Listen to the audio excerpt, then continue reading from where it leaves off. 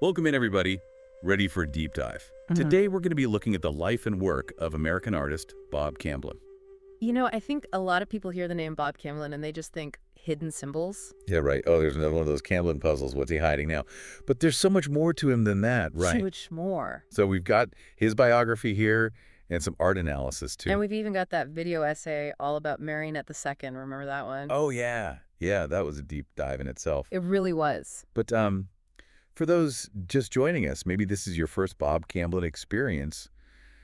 What are we getting into here? What makes his work so special that we keep coming back to it? Well, he was really a master at blending different styles. Like a collage, almost. Yeah, you get Impressionism, surrealism, and even a bit of Cubism in there, all mixed up in this unique way that was totally his own. Yeah, and then he adds that extra layer of hidden meanings and symbols. Right. He turns his paintings into these puzzles, these mysteries that you have to unravel. It's not just about looking at the surface. You have to dig deeper. Makes you work for it. He definitely makes you work for it. But that's part of the fun, isn't it? Yeah, I think so. But let's back up a bit. Where did this all begin? He was born in Oklahoma, right? That's right, 1928 in Ponca City. And his parents were both artists themselves, so you can imagine the environment he grew up in. Oh, yeah. It was practically in his DNA. Mm. So how did growing up in Oklahoma shape him as an artist, I wonder? Well, Ponca City had a couple of pretty significant landmarks that really captured Camblin's imagination. There was the Marland Estate, this grand mansion that was just full of art, and then the Pioneer Woman statue, this iconic symbol of the frontier spirit. Right. And those visuals really stayed with him, didn't they? The grandeur of the estate, the symbolism of the pioneer woman, it all kind of seeped into his own work. It absolutely did. And there's this one detail that always fascinated me. He would often subtly incorporate elements of that pioneer woman's statue into his pieces, sometimes even using a double VV motif, which was a nod to his mother, Viva. Oh, wow, that's cool. So right from the start, he was already weaving these personal symbols and meanings into his work. So it wasn't just the art around him, but those family ties, those personal connections too. But he wasn't just absorbing visual art. He was a big reader too, right? He was Ruder, yeah. He was really into Emerson, the I Ching, Japanese haiku, and haiga. Hold on, back up a sec. Haiga. Oh yeah, you know how haiku is all about capturing a feeling in just a few words? Yeah, like little snapshots of emotion. Exactly. Well, haiga takes that idea and adds a visual element to it. So it's like a combination of painting and poetry, often done on the same paper. So it's like a multi-sensory haiku. That's a great way to put it. And Camblin was really drawn to that minimalist approach, that idea of conveying so much meaning with such simple means. It makes sense though, right? If you're looking for hidden meanings, starting with something stripped down like that, it forces you to think harder about what's there. Yeah, you really have to pay attention to the details. So we've got these Oklahoma influences, we've got the love of language and visual art, and then he ends up at the Kansas City Art Institute, right? With his good friend Forrest Harrisberger. Yeah, they're like two peas in a pod, Ah. always pushing each other creatively. But their path to art school wasn't exactly straightforward. Didn't they get swept up in the Korean War? They did. They had joined the Air Force Reserve thinking they wouldn't see active duty. Yeah, like, let's check this box and get back to painting. Exactly. But then they got activated and shipped off to training. But even amidst all that chaos, they found ways to keep their artistic spirits alive. What they were sketching in the trenches. Pretty much. They spent a lot of their training time sketching together, capturing scenes of the California coast. Wow, that's dedication. They were determined to make art no matter where they were. Okay, so after the war, Camblin finally gets to finish his studies, and then he wins a Fulbright scholarship to Italy. I mean, talk about a dream come true for any art student. It was a pivotal moment for him, being immersed in that world of Renaissance masters, walking the same streets as Michelangelo and Da Vinci. It had a profound impact on him. Oh yeah, I can only imagine. Florence, Venice, all that beauty and history. But it wasn't just the beauty that left a mark on him. He also had some pretty intense experiences, like visiting the Capuchin catacombs in Palermo. Oh, those are the ones with all the preserved bodies, right? Yeah, those are the ones, skeletons, mummies, all sorts of morbid stuff. Not exactly your typical tourist attraction. Definitely not. But it clearly made an impact on Camblin. Those themes of mortality, of transformation, they pop up throughout his career. It's funny how sometimes those darker, less obvious experiences end up shaping us just as much as the beautiful ones, you know? I think so too. It's all part of the tapestry. So how did all these experiences, all these influences, plus his love of haiku and Eastern philosophy, how did that all come together to create the Bob Camblin style? Well, it's hard to pin down his style to just one thing. Like we were saying before, he drew inspiration from all over the place, but he synthesized those influences into something completely unique. Okay, but what was it about his work that made people stop and say, hey, this is something different? This is Camblin. Well, for one thing, there was that constant element of hidden meanings and symbols. He was always layering those into his work, inviting viewers to look beyond the surface and engage with the piece on a deeper level. And you mentioned the word puzzle before. Did he really think of his art as puzzles to be solved?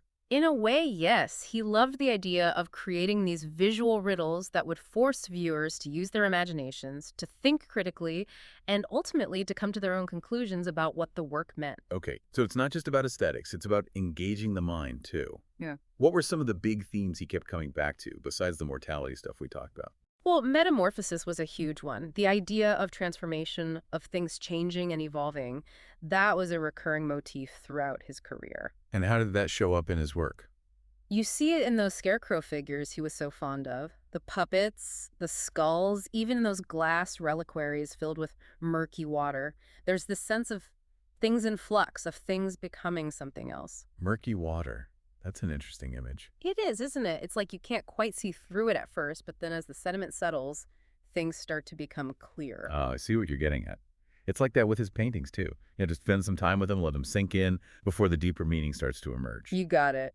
Hmm. And he also loved to blur the lines between reality and dreams. You look at a Camlin painting, and you're not always sure what's real and what's imagined. It's like he's inviting you into his subconscious, into this dreamlike world where anything is possible. So he's playing with our perception of what's real. Oh, absolutely. He's asking us to question our assumptions, to be open to new possibilities, to embrace the ambiguity of life. Sounds like he was drawing inspiration from a lot of different sources for all this. Who were some of the artists and thinkers he was really into? Well, he was fascinated by Freud and the whole world of psychoanalysis. He loved Giorgio de Chirico, the surrealist painter known for his dreamlike landscapes. He was deeply moved by Matthias Grunewald, the German Renaissance painter whose work was full of raw emotion and religious symbolism. Wow, okay. That's quite a mix. And it wasn't just visual artists. He was also a huge fan of writers like Nikos Kazantzakis and Günter Grass, both of whom explored similar themes of transformation and the search for meaning. So he's pulling from literature, from psychology, from different artistic movements, and then blending it all together in this unique way that becomes his own signature. Yeah, he was a master synthesizer. He could take all these disparate elements and weave them into something coherent, something beautiful, something profound. Okay, now I'm dying to know, how did all this come together in specific paintings? What are some of those pieces where we see these hidden symbols, this blurring of reality, all those big ideas? How do they actually manifest in his work? Well, let's start with one of his most famous pieces, The Birth of Venus. You wouldn't think a Renaissance goddess and a Houston radio station would have much in common, but Wait, a radio station? Okay, now I'm really intrigued. yeah, it's a fascinating story. Let's hear it. Camblin actually hid symbolism related to KPFT radio, 90.1, within the piece. KPFT, really? Yeah, and this wasn't just some random choice. KPFT was a huge part of the counterculture movement in Houston back then. Oh, wow. So we're talking like free speech, anti-war, all that. Yeah, all of that. Think about Venus, Yeah. right? She represents beauty, love, creation. Okay, yeah, I'm with you. Now, think about what a community radio station like KPFT represents, giving a voice to people who wouldn't normally have one, promoting art and music that was outside the mainstream, connecting people through shared ideas. Okay, I can kind of see where he's going with this. Both Venus and KPFT are about expression, about connecting people, just in different ways. But how did he actually work that into the painting? Like, did he paint a radio tower next to Venus or something? Nothing so obvious. He was much more subtle. It was all about those little details, those almost unnoticeable touches that would resonate with people who knew about the station and what it stood for. Sneaky. So he's Uh. blending high art with social commentary. Exactly. And you really have to pay attention to pick up on it. I love that. It's like a secret handshake for those in the know. That's a great way to put it. So he's not just giving us a pretty picture, he's making a statement. And he did something similar with another Botticelli-inspired piece, Flora. Remember that one?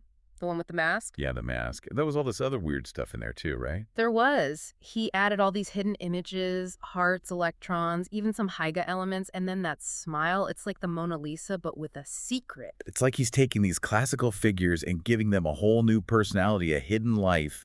And then you have the more serious pieces like the Descent from the Cross. Right, that one's pretty heavy, even without any hidden symbols. Oh, it's full of symbolism, but it's more about human suffering, the weight of the world, that kind of thing. Okay, yeah, I could see that. But what's interesting about that piece is the way he made corrections to it. Corrections. Right. Like he messed up and had to fix it. Not quite messing up, more like refining, adjusting.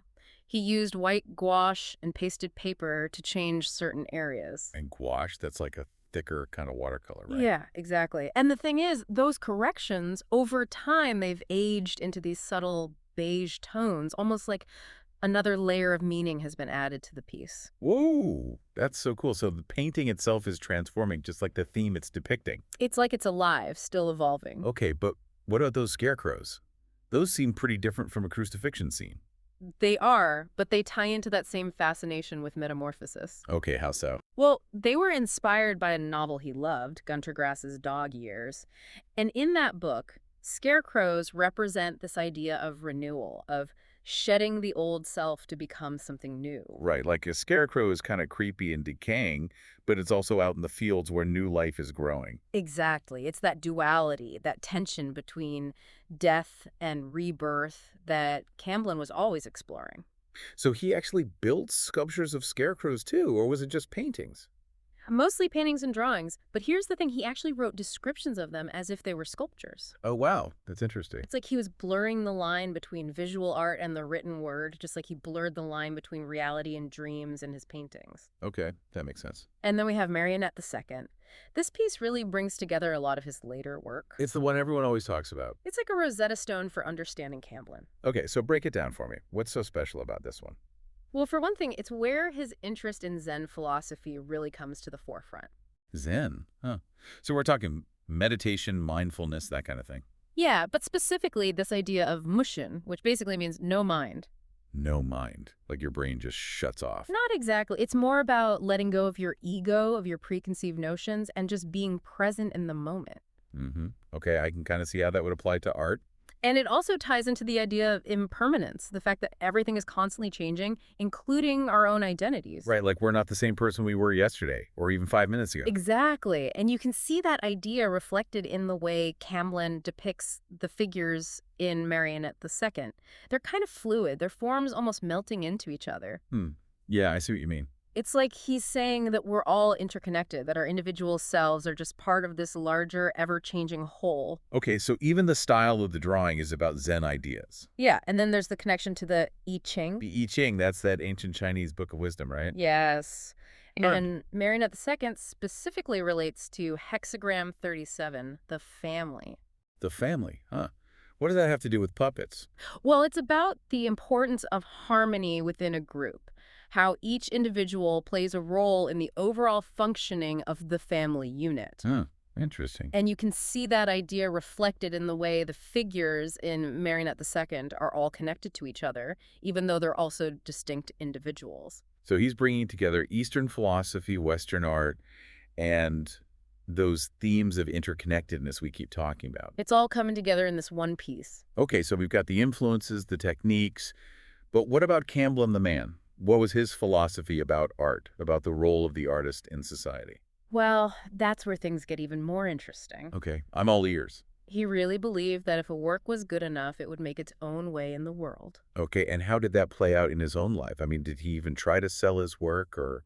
He did, but it wasn't his main focus, you know? He was more interested in the creative process itself, the act of bringing something new into being, than he was in the commercial aspects of art. So it was more about the journey than the destination, huh? Yeah, I think that's a good way to put it. And there are even stories of him refusing payment for his work if he felt like the buyer didn't truly understand or appreciate what he was trying to do. Really?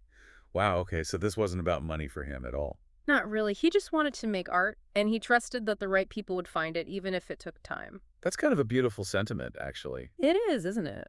But he also had some pretty strong opinions about galleries, didn't he? He did. He wasn't a fan of traditional gallery exhibitions. He felt like they were too sterile, too focused on the object itself, and not enough on the context. Well, yeah, a gallery is just a room, right? It's not like they come with a backstory built in. Right. And remember, with Camblin, context is everything.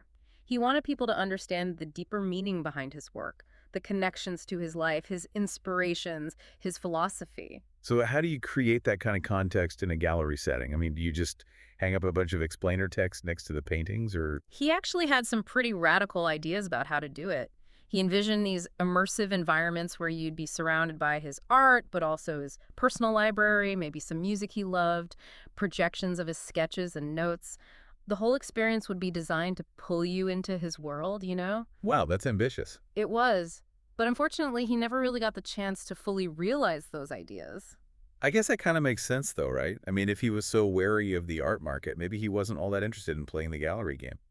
It's possible. He may have just preferred to let his work speak for itself without all the pomp and circumstance of the traditional art world. But there's that video essay on Marionette the Second, and I guess that's trying to do something similar, right? To provide some of that context, that deeper meaning behind the piece. Exactly. And I think it does a pretty good job of it, too. Yeah, I thought so too. Okay, so we've talked a lot about these big ideas, these philosophical underpinnings of Camblin's work, but I'm still curious about his actual process. How did he go about creating a piece?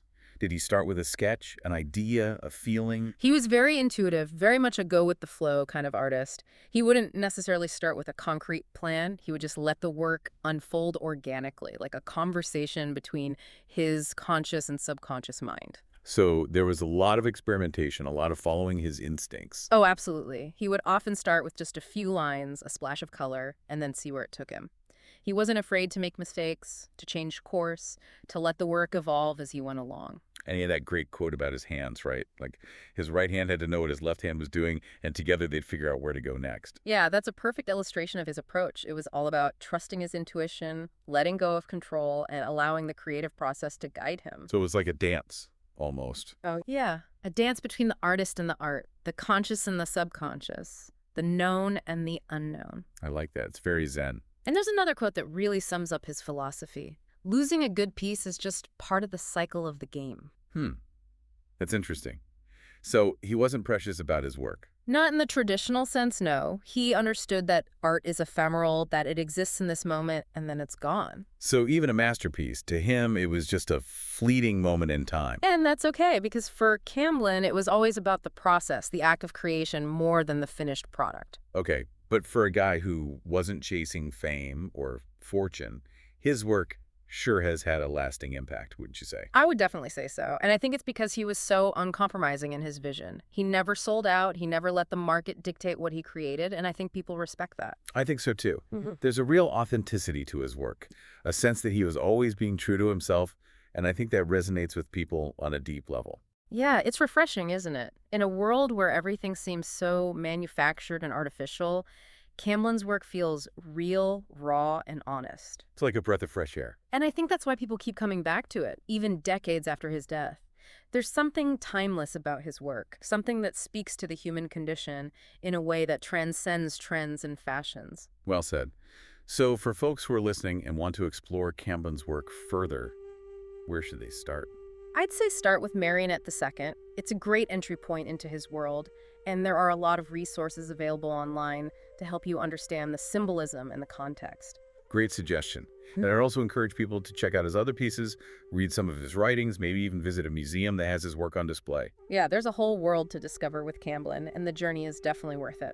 So on that note, I think it's time to wrap up this deep dive into the life and work of Bob Camblin. It's been a fascinating journey, and we hope you've enjoyed it as much as we have. Thanks for joining us. And until next time, keep exploring, keep questioning, and keep those creative sparks flying.